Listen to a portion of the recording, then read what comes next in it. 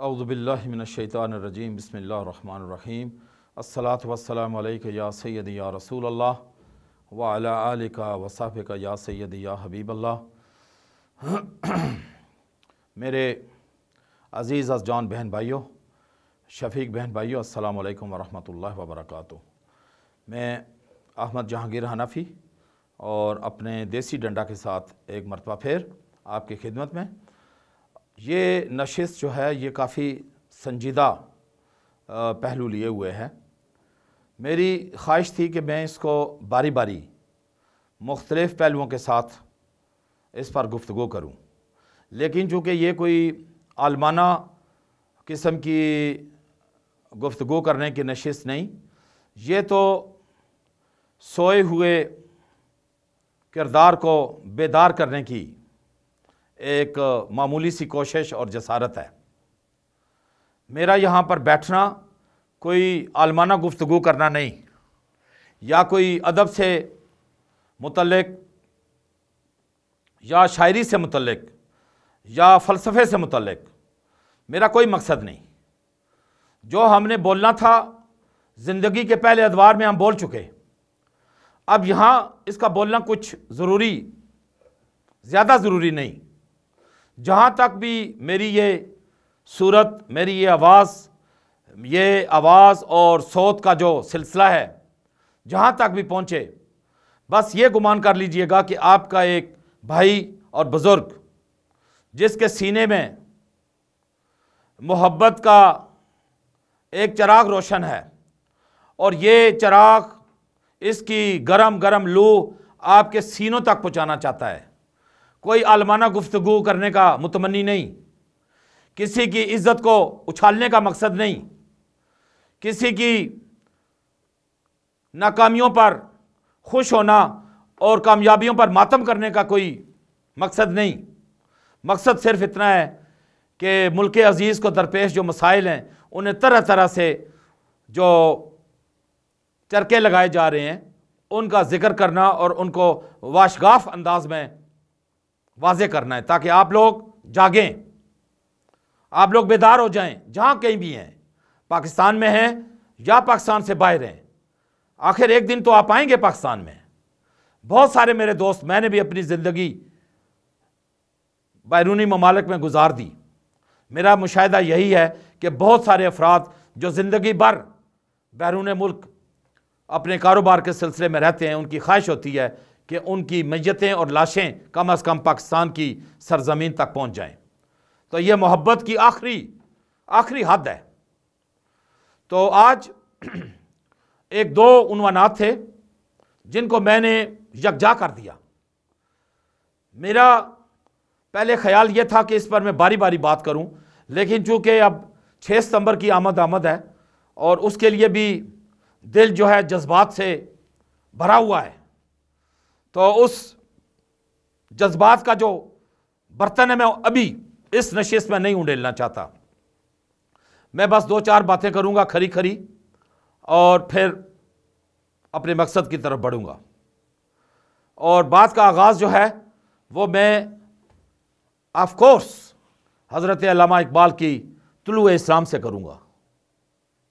और तुलूए इस्लाम में अल्लामा इकबाल जो है क्या फरमाते हैं, ये देखिए कि चंद अशार एहतराम के तौर पर, इज़्ज़त के तौर पर अल्लामा इकबाल की बारगाह में फरमाते हैं कि जहाँ बानी से है दुश्वार तर कारे जहाँ बीनी, जहाँ बानी से है दुश्वार तर कारे जहाँ बीनी, जिगर खूं हो तो चश्मे दिल में होती है नज़र पैदा, हज़ारों साल नरगस अपनी बेनूरी पर होती है, बड़ी मुश्किल से होता है चमन में दीदावर पैदा। और ये शेर तो ऐसा शेर है कि कोई ऐसा ही स्कूल या मदरसा होगा जिसकी दीवार पर यह शेर ना लिखा हुआ हो, लेकिन अफसोस नाक बात यह है कि हमने इससे सबक कुछ नहीं सीखा। हमारे मुअल्लिम हजरात ने, हमारे मुल्लाओं ने कभी अपने बच्चों को बताने की कोशिश ना की कि ये अल्लामा इकबाल इससे क्या मकसद लेना चाहते हैं। ये एक रियासत का तस्वर है, ये एक रियासत के साथ मुंसलिक वो तमाम पहलू हैं जो अल्लामा इकबाल तुलूए इस्लाम की इस नज़्म में तमाम उसकी हदबंदी करते हैं और उसका अहाता करते हैं। चलिए दो एक अशार मैं और पढ़ देता हूँ। वो कहते हैं कि नवा पैरा हो ए बुलबुल के तेरे तरन्नुम से, नवा पैरा हो ए बुलबुल के हो तेरे तरन्नम से, कबूतर के तने नाजक में शाहीन का जिगर पैदा। अब इस पर किसी किस्म का जो तशरीह है वो इतनी ज़्यादा ज़रूरी नहीं, लेकिन फरमाते हैं कि तेरे सीने में है पोशीदा राज़े ज़िंदगी कह दे, तेरे सीने में है पोशीदा राज़े ज़िंदगी कह दे, मुसलमान से हदीसे सोजो साज़े ज़िंदगी कह दे।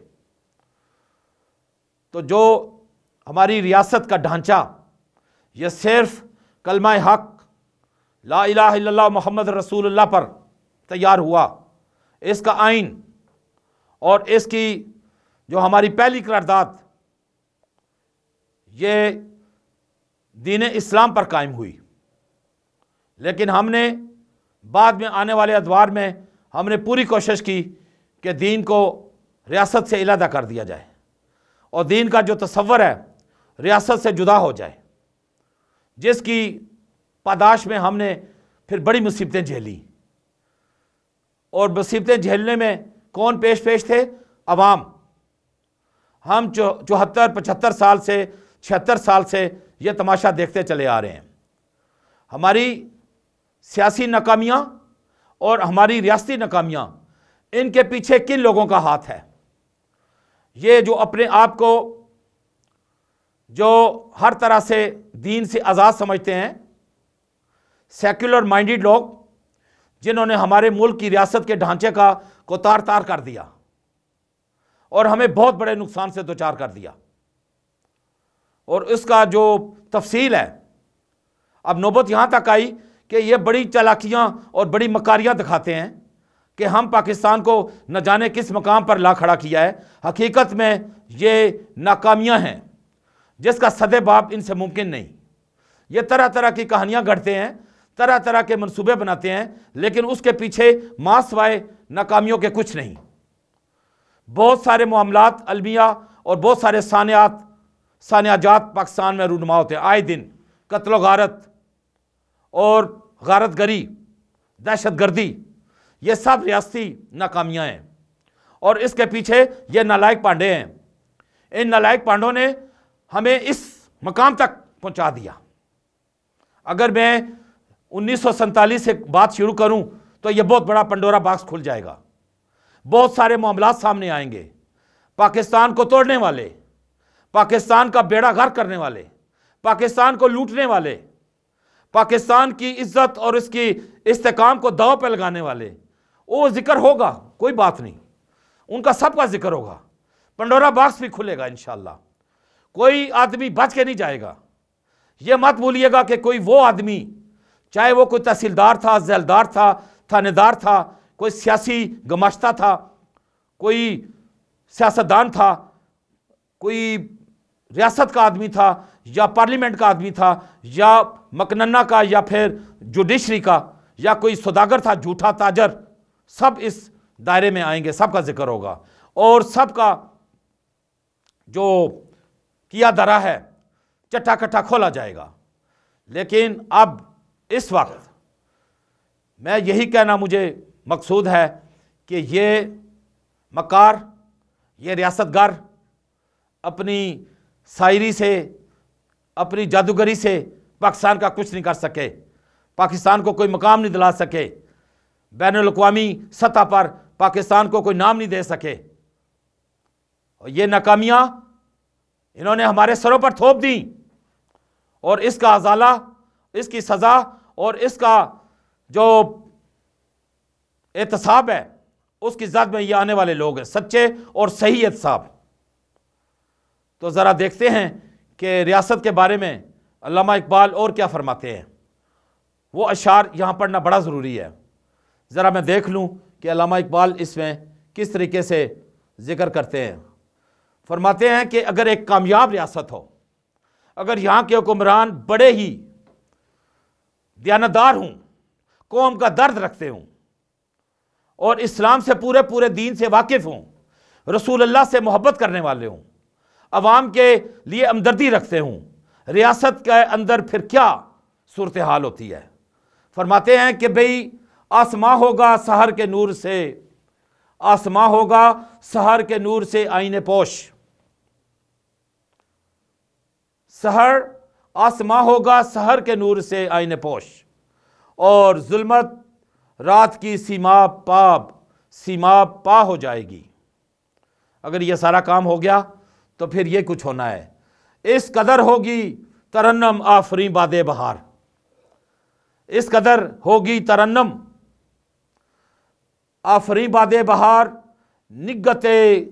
निगते ख्वाबीदा गुंचे की नवा हो जाएगी। क्या खूबसूरत तस्वर पेश करते हैं। क्या ये हम कर सके? नहीं हो सका। और इस जुर्म में मुलव्विस ये जितने बदमाश हैं जो अभी तक इक़्तिदार के समासन पर बैठे हुए हैं, उनको जबीनों से उतर कर खाक पे आना होगा। इकबाल फिर कहते हैं कि जुदा हो दीन सियासत से तो रह जाती है चंगेज़ी। ये भी आपने खूब कहा। हमने दीन को सेकुलर सेकुलर सेकुलर कहते हुए दीन को मुल्लाओं के हवाले कर दिया और उन मुल्लाओं ने दीन को बेचना शुरू कर दिया।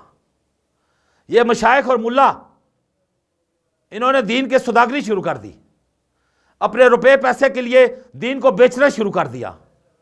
फिरकाबंदी की फजा हो गई, हजारों फिरके बन गए और दीन की वो खिदमत ना हो सकी जिसका तकाजा, जिसकी आरजू इमाम हुसैन रखते थे और वो मर्द हुर रखते थे। ये मकसद पूरा ना हो सका और ये चालाकियाँ, इनकी मक्कारियाँ और इनकी हर तरह की उन्होंने हमें इस हाल तक पहुँचा दिया। तो इकबाल का शेर आखिरी फरमाते हैं कि चली कुछ ना पीरे कलीसा की पैरवी, चली कुछ न पीरे कलीसा की पैरवी, होती हुई दीनो दौलत में जिस दम जुदाई। जब दौलत से, मुल्क से दीन जुदा हुआ तो फिर सारा कुछ ये हमें भुगतना पड़ गया। तो ये कैसे फिर इसको काम में लाया जा सकता है? वो वन यूनिट, एक कौम, एक मिल्लत। तो मुझे उम्मीद है कि हम कुरान, हदीस, रसूलुल्लाह की मोहब्बत, अपने दीन और मिल्लत से मोहब्बत, मुल्क की मोहब्बत में अपने मुल्क की सही खिदमत कर सकेंगे इंशाअल्लाह अज़ीज़ुल करीम। व आखिरु दावाना अनिल हम्दुलिल्लाहि रब्बिल आलमीन। अस्सलातु वस्सलामु अलैका या सय्यदी या रसूलल्लाह व अला आलिका व सहबिका या सय्यदी या हबीबल्लाह। अस्सलामु अलैकुम व रहमतुल्लाह।